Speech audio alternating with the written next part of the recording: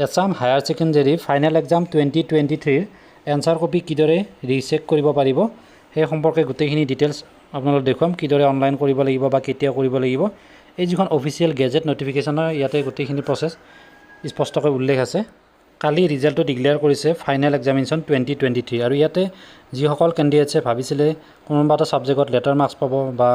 তাতকৈ ভাল ৰিজাল্ট কৰিব বা এক্সামত যিখিনি কোৱেশ্চন আহিছিলে ভালদৰে আনসাৰ কৰিছিলে কিন্তু কালি যিখন ৰিজাল্ট শীট পালে বা মাৰ্কছ শীট পালে তাত বহু কম নম্বৰ পাইছে কোনোবাই যদি 90 পাব লাগিছিলে 50 পাইছে তেনেকুৱা হৈছে আৰু যদি সেইখিনি ৰিচেক কৰিব বিচাৰে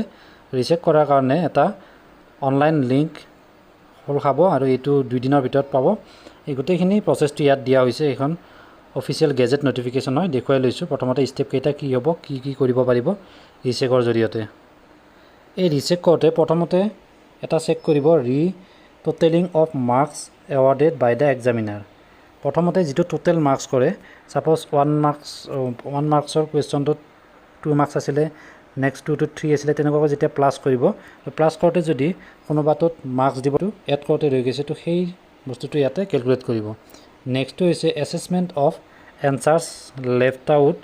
আনইভালুয়েটেড বাই দ্য এক্সামিনাৰ যদি কোনোবাটো কোৱেশ্চন সাপোজ 2 নম্বৰ কোৱেশ্চনটোৰ এনসাৰ লিখিছে কিন্তু এটোত মাৰ্কস দিবৰ কাৰণে ৰৈ গৈছে তো সেইটো চেক কৰিব আৰু ইয়াৰ কাৰণে অনলাইন মোডত এপ্লাই কৰিব লাগিব যেটো অফিচিয়েল ওয়েবসাইট হয় AHSEC Assam Higher Secondary Education Council এই ওয়েবসাইটৰ লিংক মই ডেসক্ৰিপচনত দি দিম তাত গৈ পেলাই আপোনালোকে এটা লিংক পাব লিংকটোৰ নাম থাকিব পুনৰীক্ষণ online application processing system for rechecking of answer scripts তাত আপোনাৰ নিজৰ এনসাৰ স্ক্ৰিপ্ট অৰ্থাৎ এনসাৰ বহিখন ৰিচেক কৰিব পাৰিব কিন্তু এই ৰিচেক কৰোতে তাত তুমি উপস্থিত থাকিব নোৱাৰিবা তাত কি থাকিব এইখিনি ইয়াতে উল্লেখ কৰিছে বা কোনটো সাবজেক্টত কৰিব নোৱাৰিব there shall be no rechecking of practical papers practical physics chemistry biology বা geography যিবিলাক সাবজেক্টত প্ৰ্যাকটিক্যাল আছে সেই প্ৰ্যাকটিক্যালৰ যেটো 30 মাৰ্কস থাকে বা 20 মাৰ্কস থাকে হেতুত কোনো ধৰণৰ ৰিচেকিংৰ কাৰণে এপ্লাই কৰিব নোৱাৰিব বাকি থিওৰি যিখিনি থাকে 70 মাৰ্কস হেতু এপ্লাই কৰিব পাৰিব প্ৰ্যাকটিক্যাল পেপাৰখন নোৱাৰিব থিওৰিখন পাৰিব next rechecking shall be allow maximum in 3 subjects total 6টা সাবজেক্ট আছে বা কোনোবাই 5টা সাবজেক্টও দিয়ে এটা সাবজেক্ট ফোর্ট কৰি থয় যিয়ে নহওক 3টা সাবজেক্ট ম্যাক্সিমাম ৰিচেক কৰিব পাৰিব এখন কৰিব পাৰে দুখন কৰিব পাৰে বা তিনিখন ম্যাক্সিমাম তাতকৈ বেছি নোৱাৰিব নেক্সট দিছে ৰিজাল্ট অফ ৰিচেক বা rechecking will be communicated two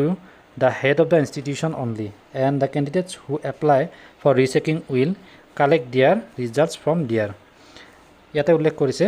যিখন কপি বা তিনিখন কপি ৰিচেক কৰিছে হেতু যেটো আপোনাৰ মাৰ্কস বাঢ়িব লগা আছিল বাঢ়িলেও হেতু আপুনি কোড গম পাব হেড অফ দা ইনষ্টিটিউট আপোনাৰ স্কুলৰ হেড প্ৰিন্সিপাল বা হেড টিচাৰৰ পৰাহে সেই ইনফৰমেশনটো ল'ব পাৰিব আৰু শেষত পাছ সাৰ্টিফিকেট এতিয়া এই ৰিচেকিং বা পুনৰীক্ষণৰ কাৰণে কি কৰিব লাগিব ইয়াতে নেক্সট পেজত চোৱা ইয়াতে দিয়া আছে এন্ড্ৰইড এপ উপলব্ধ তাতো আপোনালোকে ৰিজাল্ট বিলাক চাব পাৰিব আৰু ফটোকপি যদি বিচাৰে দিছে the candidates who wish to get their answer script recheck may visit এই ওয়েবসাইটটো ভিজিট কৰিব দিছে for applying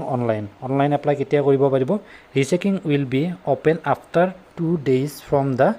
day of declaration of result অৰ্থাৎ ৰিজাল্টটো যেটো যোৱাকালি ডিক্লেয়াৰ কৰিছে গতিকে অহাকালিৰ ভিতৰত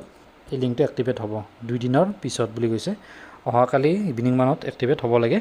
বা এই লিংকটো এই ওয়েবসাইটত গৈ পেলাই পাব তাত অনলাইন এপ্লাই কৰিব লাগিব নেক্সটটো কৈছে আকৌ the candidate who wish to get a photocopy এটো হৈছে অকল এনসাৰ শিটটো ৰিচেক কৰিবৰ কাৰণে আৰু এটো হৈছে যদি ফটোকপি বিচাৰে অৰ্থাৎ তাৰ এটা জেৰক্স কপি বিচাৰে তেতিয়া হলে এই ওয়েবসাইটতে যাব লাগিব কিন্তু open after 10 days from the day of declaration of result আৰু ইয়াৰ কাৰণে যেটো অনলাইন লিংক হ'ব এটো 10 দিন পিছতে খোল খাব সেম ওয়েবসাইট হয় এটো সেম ওয়েবসাইট কিন্তু এনসাৰ স্ক্ৰিপ্ট ৰিচেক কৰাৰ কাৰণে 2 দিন পিছত অহাকালি ইভিনিং মানৰ ভিতৰত এটো এক্টিভেট হ'ব আৰু এটো 10 দিন পিছতে এক্টিভেট হ'ব আৰু এই যেটো অনলাইন এপ্লাই হ'ব আপুনি যেটো সাবজেক্টৰ ইভালুয়েশন কৰিব বিচাৰে যদি কিবা অসুবিধা বা অনলাইন কৰতে তেনে হলে এই যেটো ইমেইল দিয়া হৈছে এই ইমেইলটোত মেইল কৰিব পাৰে ঠিক আছে এইখিনি আছিল আৰু ইয়াৰ পিছত যেতিয়া লিংকটো এক্টিভেট হ'ব কিদৰে এপ্লাই কৰিব লাগিব মই গোটেইখিনি স্টেপ বাই স্টেপ দেখুৱাম যিসকলৰ এক্সাম ভাল হৈছে সকলোকে শুভেচ্ছা থাকিলে আৰু যিসকলৰ কিছু পৰিমাণে বেয়া হৈছে তো মনটো হতাশ হ'ব নালাগে আৰু যিসকলৰ ডাউট আছে মই ভাবোঁ যে সকলোৱে এপ্লাই কৰি এবাৰ নিজৰ ডাউটখিনি ক্লিয়াৰ কৰাটো ভাল গতিকে লিংকটো এক্টিভেট হ'লে মই নিশ্চয়কৈ ইয়াৰ ওপৰত এটা ভিডিঅ' আগবঢ়াম এই সকলোবিলাক ইনফৰমেশ্যন লাভ কৰি থাকিবলৈ আমাৰ চেনেলটো ছাবস্ক্ৰাইব কৰি ৰাখিবলৈ নাপাহৰিব ধন্যবাদ